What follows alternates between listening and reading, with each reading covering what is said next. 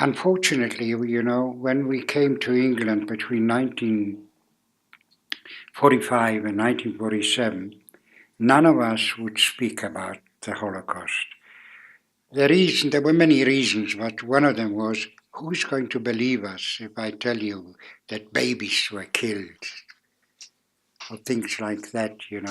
So we didn't, but fortunately there were different companies, like Holocaust Educational Trust and Holocaust Memorial Day Trust and so on, that they got in touch with us and, we decided, yes, we'll tell our stories. So I'd like to tell you what happened to me as a child. First of all, you saw my name, Ziggy Shipper. I was born in Poland in a city called Łódź. It was the second largest city of Poland. It isn't anymore. You'll find out later why. And unfortunately, my parents got divorced. My mother left us. I must have been about between 2 and 3 years old. But I had a very good beginning to my life. I was brought up by my grandparents. They were very Orthodox Jewish people. And to them, divorce was worse than death. But we had a nice apartment. I even had my own bedroom. Can you imagine having your own bedroom in the early 30s, especially in Poland? But yes, my grandfather had his own business, and my father worked in it, my uncle worked in it. Everything was going on well. I went to school like any normal child. Until when I was about 9 years old, one day in the morning, my father came to my bedroom. I was still in bed, and he says, unfortunately, I've got to run away because there's going to be a war on between Germany and Poland won't be able to defend itself. So I said, where are you going to go? So he says, I'll try to see whether I can get into Russia. So he left, and after a couple of years, I found out that he managed to get into Russia. Well, some of you might know that British Prime Minister Neville Chamberlain sent an ultimatum to Germany that was already beginning of September. And he said, if you attack Poland, you'll be at war with us. By that time, half of Poland was occupied by German troops. So, by 3rd of September 1939, Britain and France declared war on Germany. Within 6 weeks, the whole of Poland was occupied by German troops. The day they came into our city, everything changed. First of all, no Jewish child was allowed to go to school. No Jewish teachers were allowed to teach, even if they were teaching in an un-Jewish school. Lawyers, accountants, and so on, all those people weren't allowed to practice their professions. And of course, hunger started because everybody was frightened to go down to the street and order things, food and things like that, buy it and so on. But we had to do it. And every morning we used to get up, there were posters up, what we're allowed to, what we're not allowed to. One was that you're not allowed traveling on public transport. We had trams in our city. If they found a Jewish man especially, they recognized him the way he was dressed, had a beard. They found him on a tram, they slung him off, irrespective whether the tram was moving or standing or no. They didn't care. For them it was a joke. Anyway, and carrying on like that with all different things. One poster was, every Jew has to wear a Star of David to be recognized. It carried on like that till November 1939. Then one day they told us, well, they went to some people that were running, Jewish people that were running the Jewish people, and they said, every Jew has to go to a designated area. And the place will be surrounded by barbed wire. Nobody will be able to come in or out. Everything there will be done by the Jewish people. Now there was a slight problem. There was no room for us. Our city had more than 265,000 Jewish people.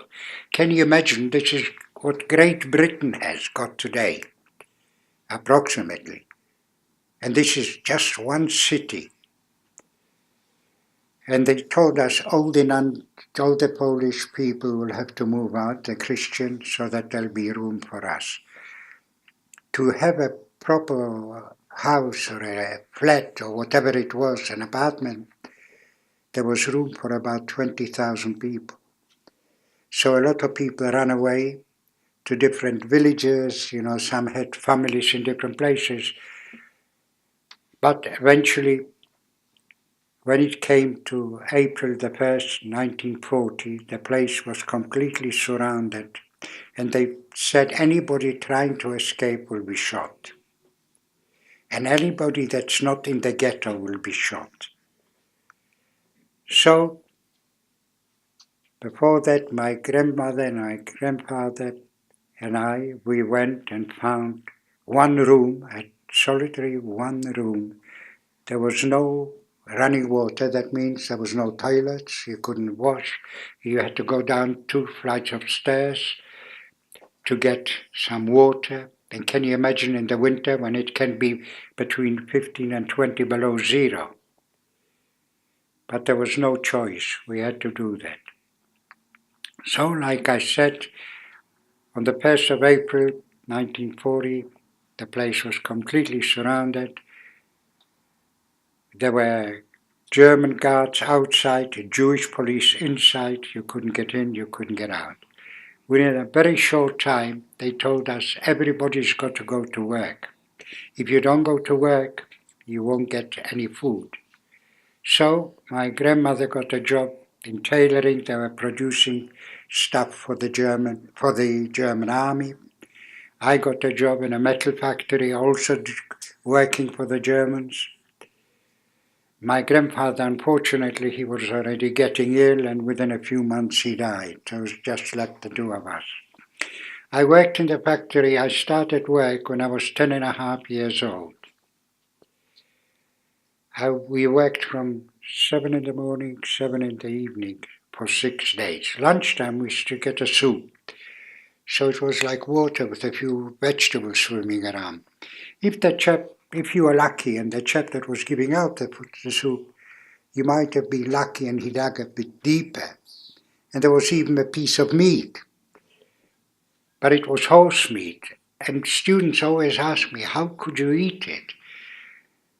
Unfortunately, what we would eat, anything, dogs, cats, if you are starving, and I hope you'll never, never find out what really starving is,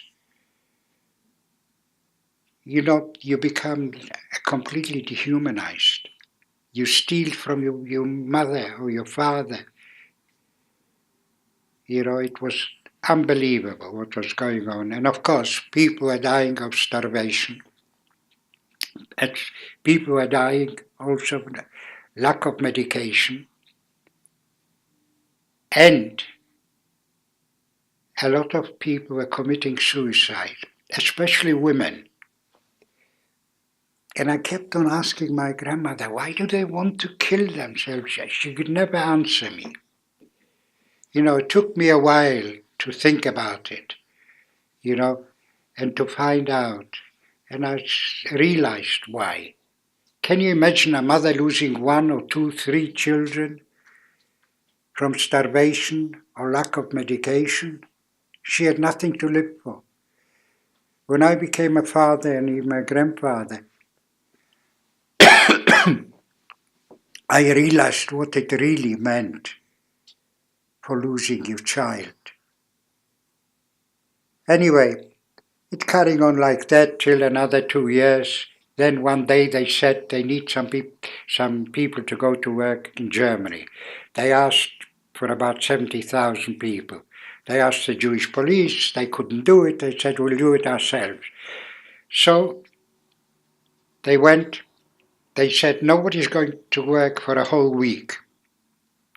We'll come from house to house and street to street and get the people we want. So they said they let us know the time when they're coming.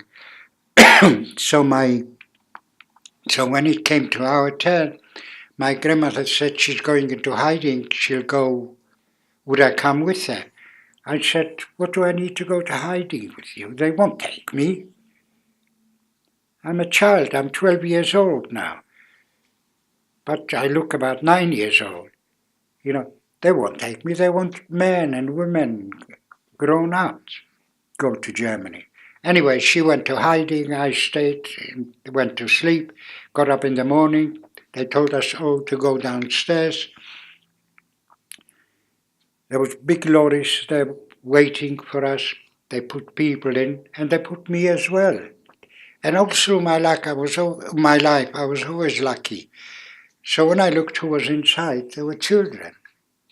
There were old people, disabled people, women with children. And I jumped off the bus, and that's where my luck was. First of all, the bus wasn't moving, the truck wasn't moving, and the guards were inside the yard. They didn't see me. Had they seen me, they would have shot me. It was never stop or I'll shoot. They would have just killed me. Anyway, I ran and ran. Then at night I stayed there. Eventually I went back to where we lived. After a while, my grandmother came back, and within a few days we went back to work. All I can tell you, nobody, but not one of us, heard anything of the people that were taken away. Not a card, not a phone, no nothing. So the grown-ups said, well, they must have killed them somewhere. And we don't know whether it was 70,000, 60,000. We haven't got a clue. Up till today, we don't know what happened to them. So we assumed they were killed anyway. Anyway, we had to go back to work. We worked for a while. And of course, and I used to say always to my grandmother, why can't we get a bigger place now, at least with the running water? I said, so many people were killed, so many people have died. Surely there must be more room. She said, no, there isn't. For a simple, our ghetto in Łódź was the longest lasting ghetto. It lasted from April the 1st, 1940 to the summer of 1944.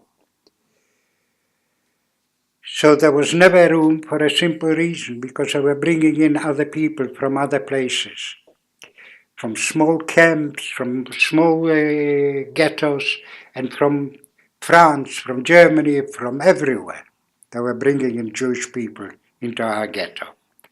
And it lasted, like I said, till the summer of 1944. Eventually, one day, some officers came and they said that we've got to liquidate the ghetto because the Russians are already near Warsaw. It won't take them long to come across the river, the Vistula River, and they'll be in your place within 2-3 days. So we got to take you all out. It would have been as good as that, but it wasn't, unfortunately, because there was, well, maybe fortunately, there was a big uprising in Poland between the Poles and the Germans. So most probably the Russians must have thought, let them kill each other. At least there'll be more room, there'll be a better chance for us to get through there. Anyway, they told us people working in the metal factory can go as a group to Germany. So I said to my grandmother, yes, I want to go with my factory because I know everybody. She said, all right, I'll come with you. They told us to take one suitcase each, report to where we worked, And eventually they'll tell us when to come to the railway station. So we went. Within a few days, we went to the railway station, and the first thing I said to my grandmother, I can't see any trains. She said, they're standing in front of you. So I said, but they are cattle trucks, they're not for us. She said, well, I don't know. The German guards came, opened those doors and started putting people in. There were so many people there, nobody could sit down. If you sat down, there were people on top of you, so you have to stand. And you know, not so long ago I was talking about it, and I told my two daughters I spoke to, and my friends were there, and I said, you know, something has always been worrying me, and it's in my mind, in my brains, and I can't get rid of it. And they said, what did you do? One of my daughters said, what did you do? I said, I did nothing. But how can a child of 14 hope people should die so he'll have room where to sit down? I wasn't any more normal. I was completely gone in my brains, you know, completely. How could a child of 14, think that? Anyway, and we travelled longer. You know, every morning they stopped, they took out dead bodies and slung them out. And then one early morning, when the train stopped, I saw through the slits of the truck, I saw the word Auschwitz. I didn't know what it was. Underneath it said Oświęcim. So somebody said, when I said Oświęcim, somebody shouted out, that's a little town near Krakow. They opened those doors, and the guards said, German guards told us to leave everything here because they're taking everybody to showers. Anybody that is will not leave will take away anyway. So we left everything and we managed to jump off. Most of the time we were beaten if we were slow. And we were one of the few transport that ever arrived in Auschwitz-Birkenau. Birkenau was an extermination camp that we were in. And we were on a named list. They called out our names but took us to one side. But there were other people on the train. They had to go through a selection like here. And they had to run through, and there were German SS guards, put left, right. All the people that went to the left were old people, disabled people, children, and women holding babies. The guards came over to the women that were holding the babies. They told them to put it down. Well, a mother wouldn't do it. They tried to rip the baby out of their arms. If they didn't succeed, they shot the baby and sometimes even the mother. Then they said they're taking them to the showers. They took them to the showers, to the room. They closed the door. A German guard went to the back of the building. There was a little opening. He opened it and threw some Cyclone B gas in it. Within 20 minutes, everybody in that room was dead. Women, children, babies, old people, young people. Whoever was in that room was dead. And I always ask myself that question. I can't ask anybody because I know I can't get an answer. How can a human being do that daytime and in the evening to sit down with his wife and children and have his dinner and listen to the music, knowing what he did during the day? How can a human being do that? You would have thought I'm talking about thugs. I'm talking about doctors, lawyers, engineers that were doing it. Anyway, when they were finished with them, they took us to the showers, and there were showers. They told us to undress. They said when we come out, we get our clothes back. When we came out, we didn't get our clothes back. You might have watched the film or read the book, The Boy in Striped Pajamas. That's what we got. They didn't tattoo numbers on us, but we did a tattoo on our jacket that we had. And my number was 84,303. And I wish, I was praying now, when I was liberated, that I won't remember the number. And I can't remember numbers, especially even with my credit card. I don't remember the number. But I cannot forget 84,303. Anyway, eventually they took us to the barracks. They said we are very lucky because we are only about 500 people. Usually there's about 800 to 900, so you will only sleep 3 to a bunk.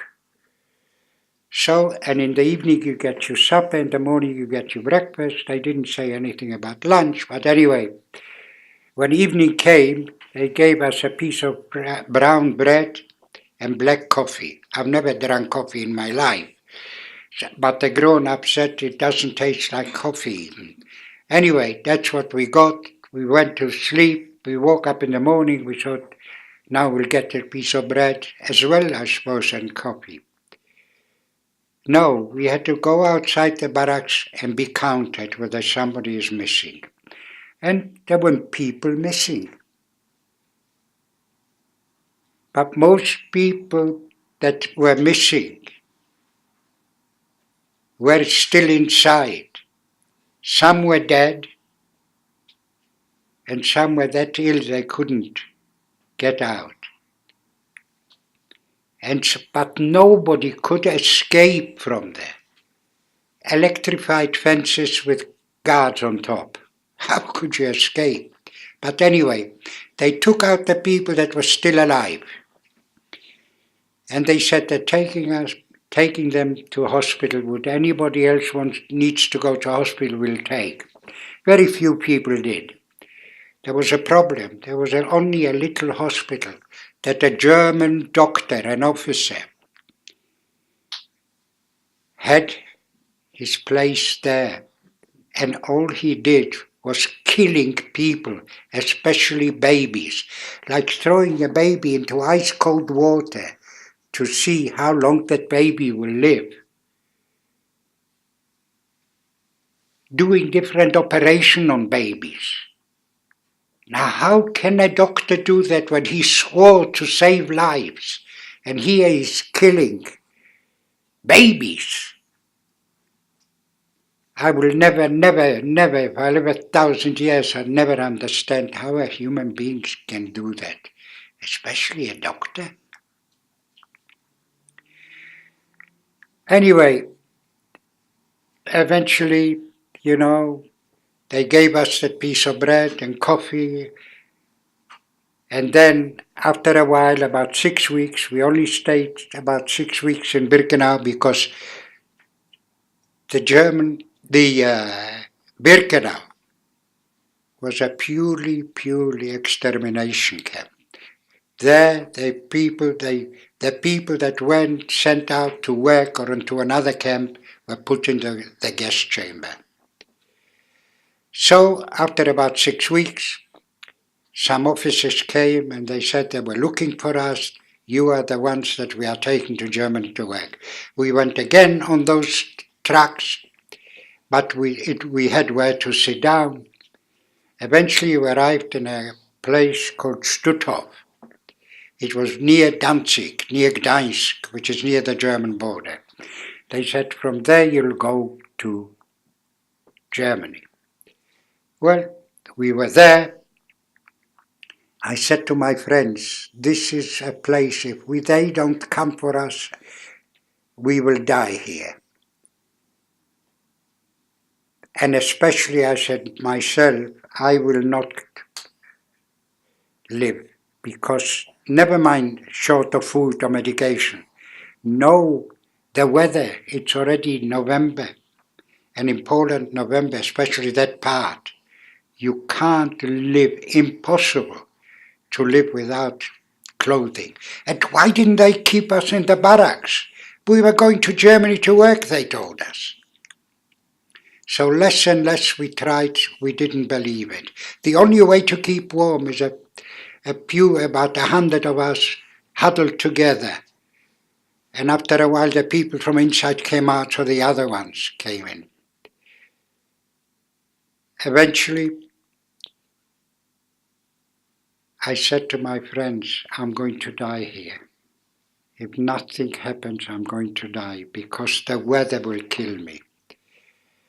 One day some officers came and they said we need 20 boys to go to work on a railway line.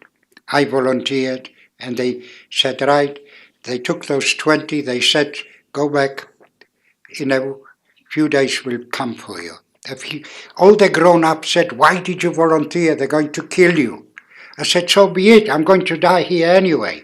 I don't care. Anyway, they came, took us on ordinary trains. They took us to another camp called Stolp in Pomerania. There were only 1,500 people, and we worked on the railway line, and there was chance to steal. You know, I'm talking about food and things like that, vegetables, if we stole it, we took it back to us. We couldn't cook it. We couldn't cook there. There was no possibility of cooking, but we had it raw, everything, potatoes, carrots, whatever it was. Sometimes we had so much that I couldn't swallow anymore. So I thought a piece of bread, I'll leave for next day. Couldn't fall asleep. That piece of bread was still worrying me. I had to finish that piece of bread. Anyway, one day some boys, not the ones that came with us, stole some tobacco. They put them for a week in a displaced person, in some bank, I don't even know where. They said they'll keep them there for a week, no water, no food. When it was after a week, they took us to the square, and there were some gallows with ropes hanging. They brought those 6 or 7 boys out, I don't remember how many, put those ropes around them, around their necks. A German officer started talking, prisoner number so-and-so is going to be, he couldn't even finish the sentence, those boys jumped off to their death. And all the youngsters like us, we kept asking, why did they do it? Maybe they wouldn't have killed them. They would have killed them anyway, and the boys most probably didn't want to give the Germans the chance to do it. We don't know why, but they jumped off. When, after a while, we went back to work, and then they said the Russians are near us. We took us to another camp, Buschgraben, and there I had a problem because I was getting ill and I needed medication, and I could not get medication. I needed water. There was very little water they gave us. And there I had a problem. I didn't know what was wrong with me, but I needed water. Anyway, one day somebody said, oh, there are no guards. So some kids wanted to run towards the Russians front because we were so near the Russians. So the grown-ups said, don't do it because you don't know. They won't know who you are. They might shoot you. Tomorrow morning the Russians will be here. Anyway, we went to bed, and in the morning there was no Russians. There were German guards with luxury coaches for us. We're taking you now back to Danzig, to Gdańsk, and from there you'll have to walk to a Polish port, and then you'll go to Germany. So my friends helped me to walk. We went to Stutthof again. We waited there. Then they told us, now we'll take you to the Germany, but first to that Polish port. So we'll take you. So they took us to the Polish port. From there, we didn't see any ships, but we saw barges. So they said, now you got to go to the barges. So they put us into the barges, of course in the hole, and I was that ill, it was just unbelievable. That's what people told me. But anyway, when we in the barge, people were dying. They took people out, throw them into the river or sea. We don't know what it was. So we carried on for a while, and then one early evening, we had some prisoners of war, Danish and Norwegian prisoners of war, and they were treated better than the Jewish people. They were not in the halls, they were upstairs, they had more food, and they said to us, we are near land, and the German guards must have left for the night because there's no German guards. So I'm sure surely they'll come back for us. But anybody that wants to go across will take across. So they took everybody across, and they told us, run away, the war's getting near the end. Run away, hide yourself, go, you're surrounded by farms, you'll be able to find yourself, you'll be able to get some food at least. I said to my friends, go. They said they're not going without me. Anyway, in the morning the German guards came, they saw that we're not going to put you on the boats, on the barges, you'll have to walk now, and it's not very far that you'll reach a German port. They said it's only about 15 kilometers. I said, 15 kilometers, it's 10 miles. I said to them, it can be 15 centimeters, which is less than an inch, a centimeter. And they said, you'll have to go. Every concentration camp, extermination camp, any camp, labor camp, it was dissolved. We had to go on a death march. Why was it called a death march? You had two chances. Either you walked or you died. If you fell down, they shot you. If they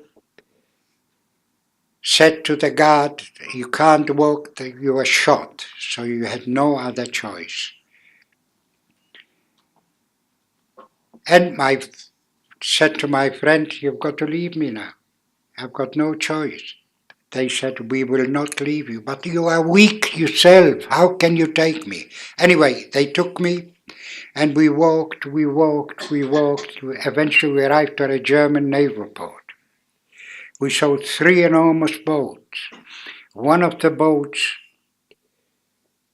which I saw a few years ago, the name of that boat, and they showed it on television. It was called Hitler's Titanic. They told us 3 boats, 2 boats already filled with prisoners. You are going to go on the last one. Then we knew exactly what's going to happen. They're going to take us in the middle of the sea and destroy the boats and kill us. Anyway, we were sitting there waiting, and all of a sudden there were planes flying.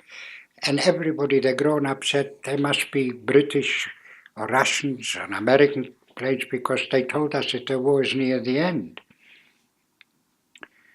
So we were sitting and waiting and hoping they'll start bombing, and eventually they started bombing. And one of the bombs hit one of the boats, the one that I was telling you, Hitler's Titanic. They started screaming and jumping off the boat, most of them to their death, into the sea, but most of them to their death. It's carrying on like that, and I couldn't stop screaming. And we were waiting and waiting and waiting. We didn't see flames at all, but they were screaming and shouting. And all of a sudden, they stopped, and we were waiting to go on those boats. And then they started screaming and shouting again, and waving things we couldn't understand, till somebody said to us, look around you. You're surrounded by British tanks. That was 15 of May or 13 of May 1945. I was liberated by the British Army.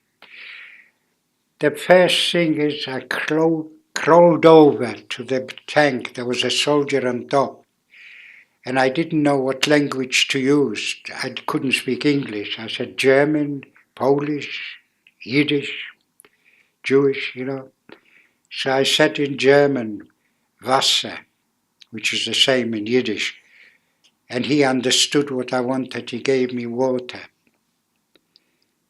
which I drank the water. The first water in all those days, finding out later that I had a killer disease. Anyway, some British officers came and they said, you are free now, you're in a German port, there is no Germans about, nobody there except the British Army. Go and help yourself, there are masses of food.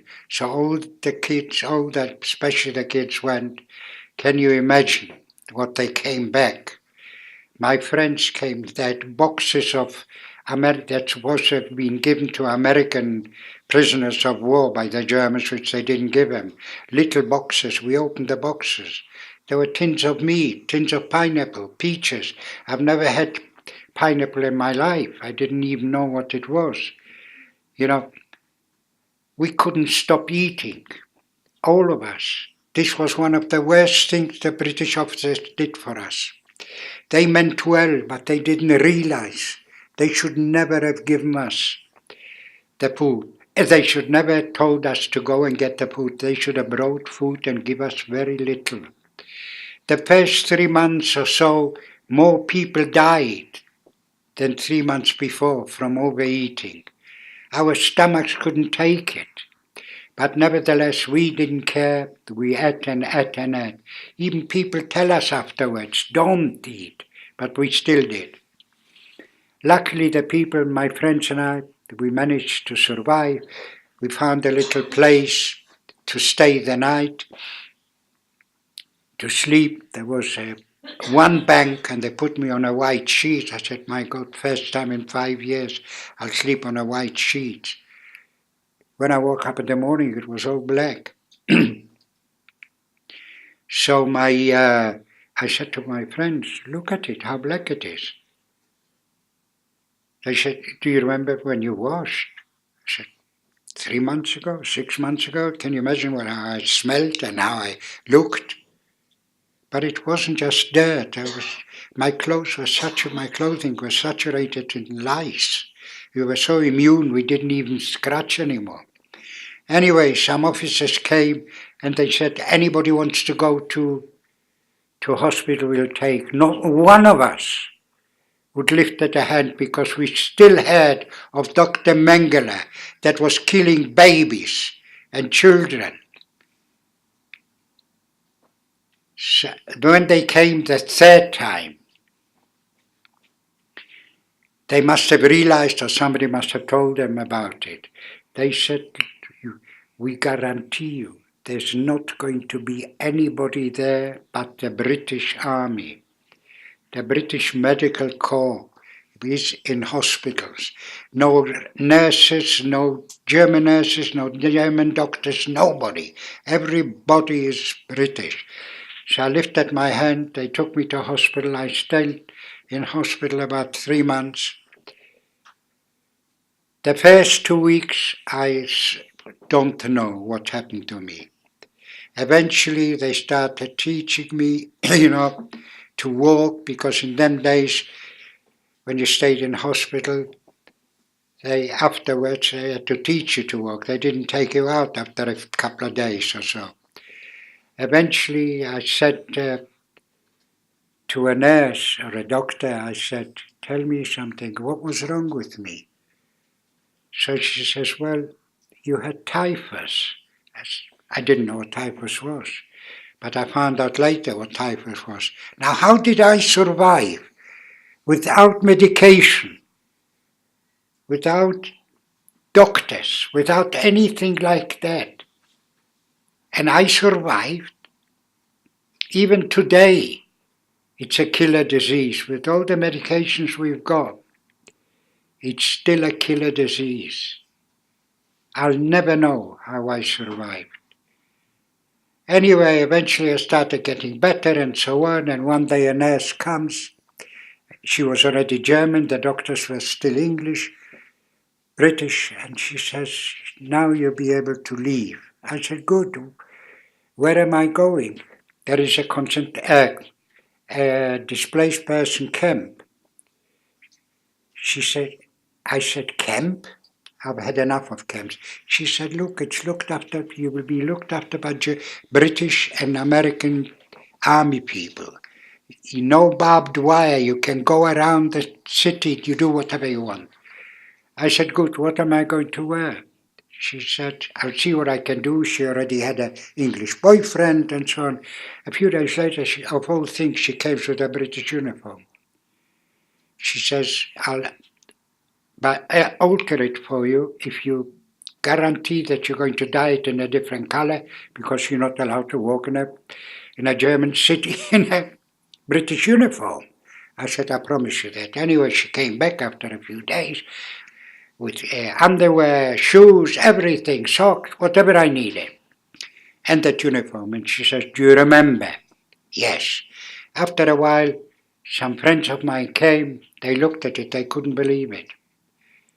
So they said, a British uniform? I said, yes, but I got to dye that in a different color. When will you do it? I said, first you'll have to shoot me. I'll never, never dye that uniform. And I never did. The only thing I had problems, walking in a German city. Can you imagine, with the British army, police, they kept on stopping, seeing a little fellow like me walking there. They stopped me. They started speaking English. I couldn't understand a word. They couldn't understand me. They took me to their base and they told me, they said, as somebody to whatever it was. I said, yes, I'll dye that. I never dye that uniform. Unfortunately, I haven't got it. I don't know what happened to it. Most probably when I came, eventually they took away from me. Whatever it was, I don't know, but I've even got a photo there with me in a uniform, British uniform. Anyway, then afterwards we went to a children's home, and then to another one. And then we heard that Britain has allowed 1,000 children to come to their country, and Sweden. You could go to Palestine as well, but there's a quota, not many people could go. So when it came to me, they asked me, where do you want to go? I said, not Sweden and not Britain. I'll go to Palestine with my own people. I'll speak the language. Much did I know that they spoke Arabic or Hebrew. But anyway, I had to wait. And unfortunately, when I was in Hamburg already, I did something which I hurt myself and I needed an operation. And within today, it would have been overnight, it was 2 weeks. And two friends of mine came with me to take me back to the place we were outside Hamburg. And they gave me a letter from London, England. I said, who will write to me from London, England? I opened a letter, it's written in Polish by a woman. And she says, I found that your name in a Red Cross place, in a Red Cross on the wall. And I had a son with the same name that's on that card, on that plaque. She said, but her son's age is different. But she remembered, look to the left wrist, that when you were about 2 years old or so, you burned yourself. Maybe there's still a scar. There is still a scar even today. You might see it. It's hardly to be seen. And that was my mother. And she says, if you're my son, I want you to come to England. And I didn't want to come even then, but where we were looked after by the British and American and the Jewish British Brigade, they said, they went mad with me. Look around you. You never had brothers and sisters. Look at your friends. They had brothers, sisters, mothers, fathers. You don't know about your mother and about your father.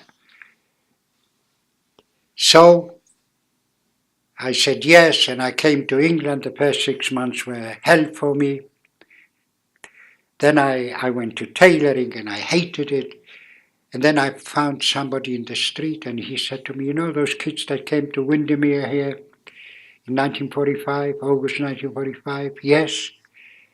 Who are they? Where are they? Oh, a lot of them are now in London, in Manchester, in Scotland, and so on. Why don't you go there for a Sunday or Saturday? I don't remember. It was opposite. It's in Belsize Park. It's opposite a church. Maybe you'll be able to meet some of your friends. Maybe they'll be there. And the church allows them to have a room for dancing. So I said, I'll go. I went once on a Sunday. They opened the door, and the first dance that I uttered. At last I found my family again. I never said that about my mother. And my life completely changed. And most of them I've never known. But some of them were also that I was with them in the camps. But my life completely changed. I cannot tell you what a most wonderful, wonderful life. Today I'm blessed with 2 daughters, 4 grandsons, 2 granddaughters, and 3 great-grandsons. And I would have loved to see Hitler and say to him, look at my family. I wouldn't kill him, I wouldn't hit him. Look at my family. You tried to kill 6 million Jews, you killed. 1.5 million of them were children. Over 1 million Christian Polish people and others like that. 900 German priests were in concentration camps, and most of them died. We must not forget the others as well. So this is why I'm doing. And I cannot tell you, I could never thank the British people what they did for me. I love this country, and I can tell you one thing. I'm many times asked, wouldn't you like to another country, to live in another country, to go to Israel, go to America? I said, no, I wouldn't. I said, but it's grown-ups. I said, but if you want to buy me an apartment in the south of France, I'll accept it. But nobody did up till now, so I said, no. So I beg of you, my dear friends, all of you, one thing I want you not to do is don't hate. Hate is the different thing in life. You'll hate everybody, including yourself. So please, do me a favor, don't hate. My daughter once said to me, sometimes you tell lies. I said, why? Why? I won't tell you the name. She said, what about the footballer that you hate? So she says, you are right. So today, I don't hate him, but I don't like him. But please, don't hate him. What does it make any difference? We are all human beings, nothing else. Whether we are Jews or Muslims or Christians, we are nothing but human beings. So I beg of you, don't hate. And to do with your schools, I beg of you, never give up. Maybe that would save my life. Thank you very much for listening to me. Thank you. Oh, now I can't get up.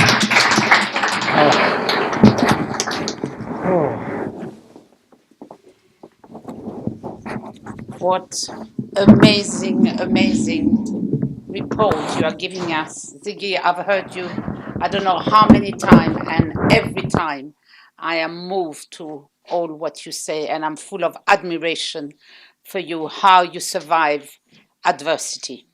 Now, has anybody got any question? I must tell you, it is your opportunity. You will not have another opportunity to see a survivor and to ask firsthand whatever question you've got in mind. So, yes.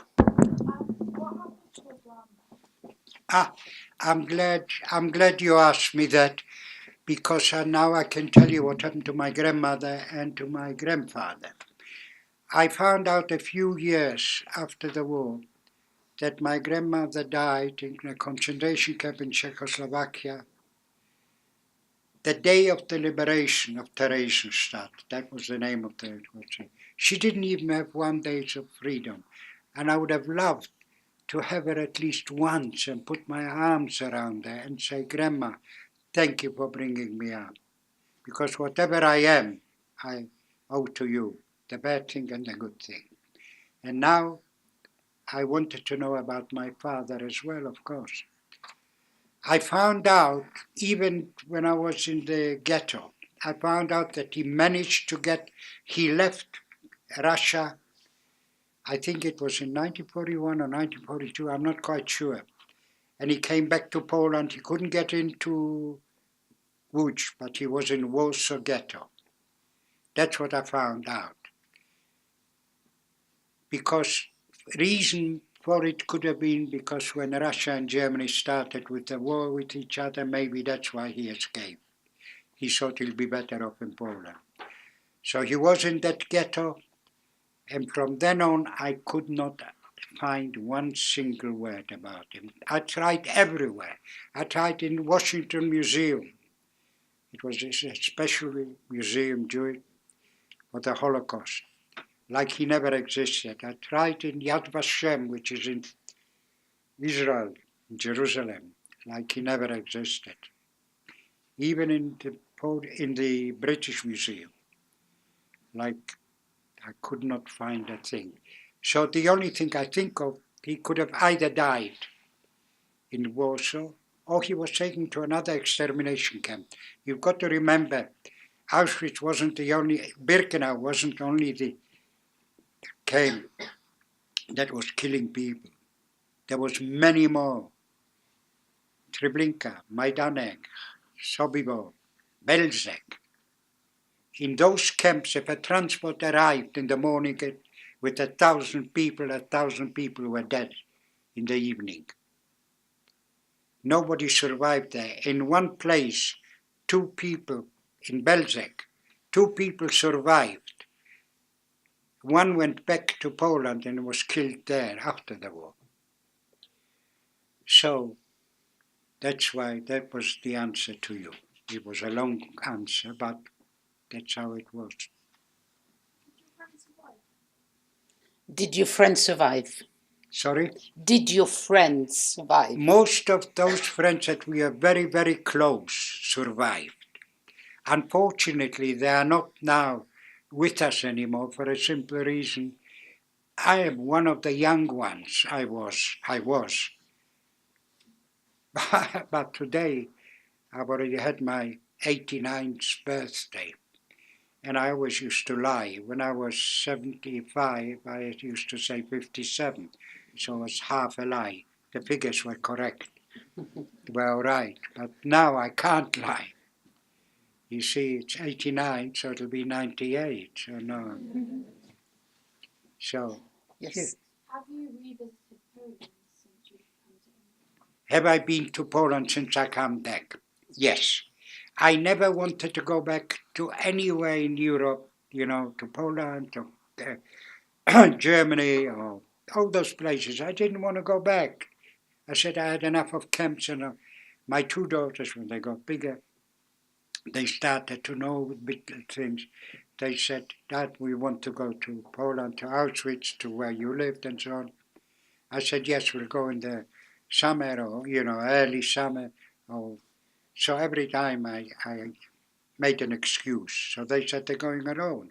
So no, I wouldn't allow that. So we went, the 3 of us went. And this was one of the better things I did. I walked with them. I went to Warsaw. Warsaw is completely different. It didn't look as if it was a camp at all, you know. But there is signs, you know, in the where the ghetto was. There were big stones and things like that. And then eventually we went to Łódź, where I lived, and they took me to the place, you know, by car. I had a car all the time. They took us in the car, and we went to the place where I used to live before the war and during the war, in the ghetto. During the ghetto, I couldn't even find it. And the people said to me, you'd be better off if you could leave it.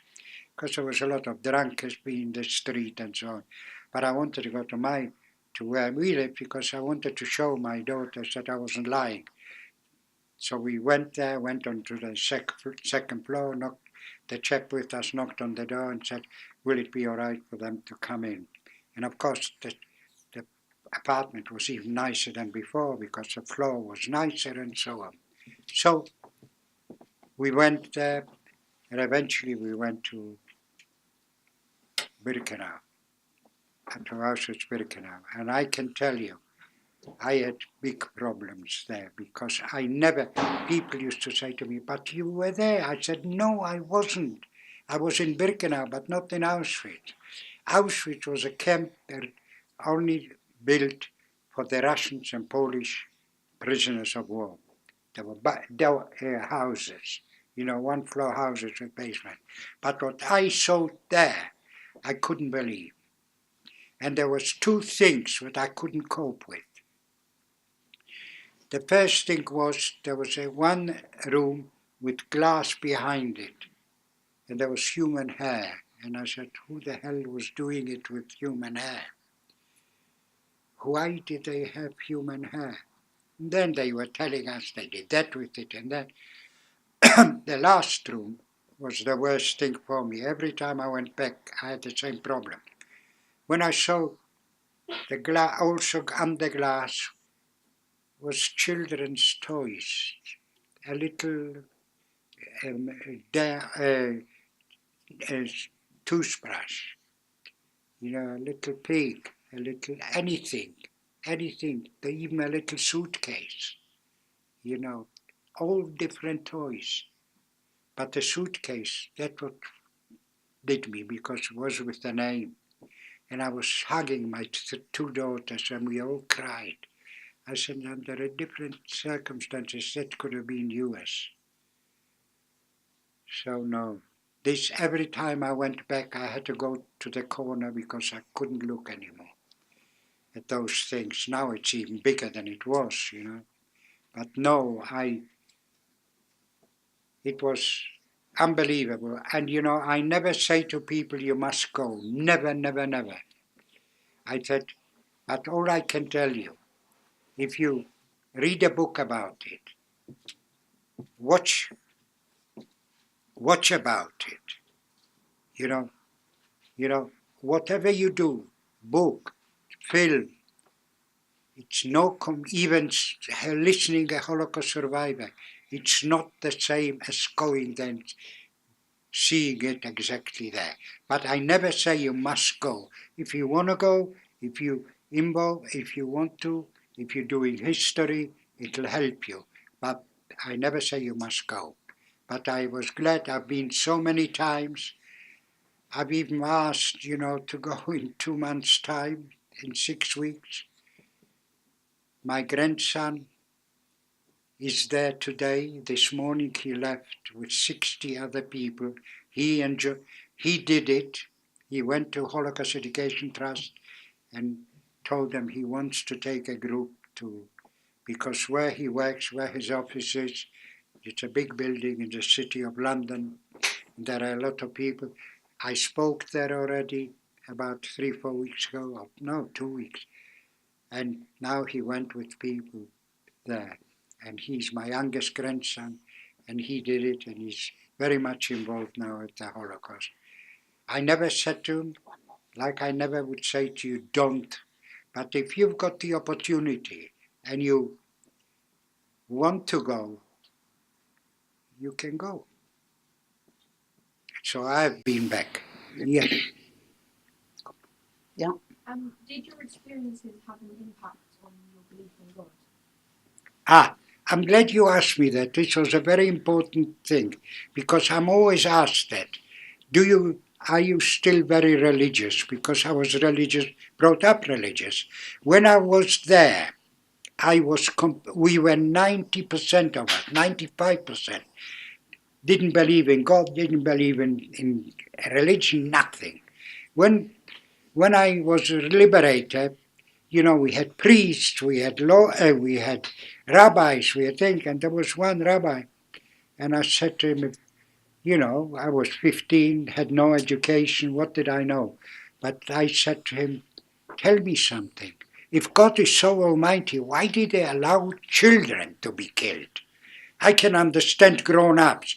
I think I would understand, I said, if he killed me, because over 13 in the Jewish calendar, you are not a Jew anymore. You are responsible for your things. And whatever he said to me, I couldn't accept. When I came to England even, on the holiest day of in the Jewish calendar, which you should be in synagogue, you should pray 25 hours. You shouldn't eat anything for 25 hours. I ate twice as much that day. I did everything wrong.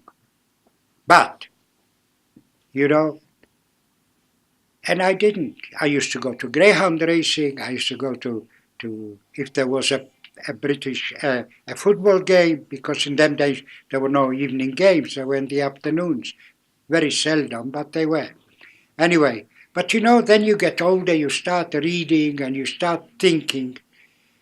And one day, I don't know what happened, but I said to myself, why do we blame God for what we do? We are the ones that do it, not God. Where does it say you should kill each other?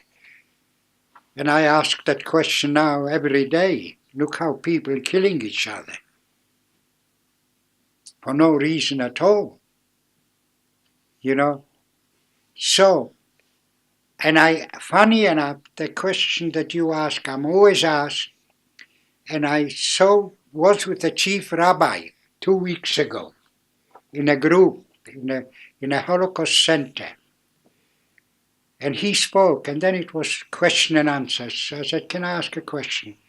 He said, yes, because I'm always asked by students, do you still believe in God, or are you still religious? And what I say to people, he said exactly the same words.